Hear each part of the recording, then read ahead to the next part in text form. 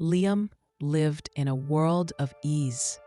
Expensive gadgets, designer wardrobes, cars on demand, all funded by his wealthy father. Why work? Liam shrugged. This will never end. Next door, but a world away, lived Daniel. His parents were servants in Liam's mansion. Daniel wore hand-me-downs and watched luxury from the sidelines.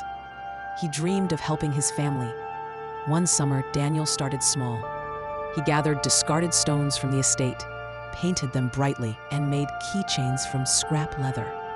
Before dawn, he'd lay out his crafts on the sidewalk outside the mansion gates. Liam often leaned from his window, smirking. "Still playing shopkeeper, Danny? My father pays your parents enough." Daniel just kept working, coin by coin.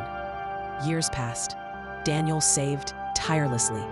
His tiny stand became a small, bustling shop in town.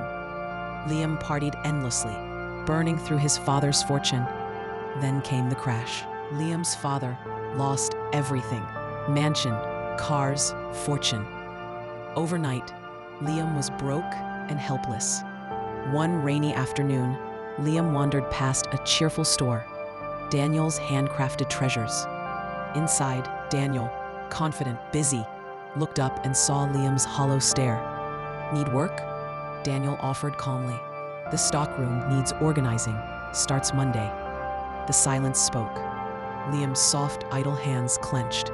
Daniel's hands, stained with paint, strong from years of labor, held the keys to his future. Let's learn some vocabularies and idioms from the story. Ease, comfort, a life without effort or struggle. Hand-me-downs, used clothes passed from one person to another. Bustling, full of energy and busy activity. Hollow stare, an empty, lifeless look in someone's eyes.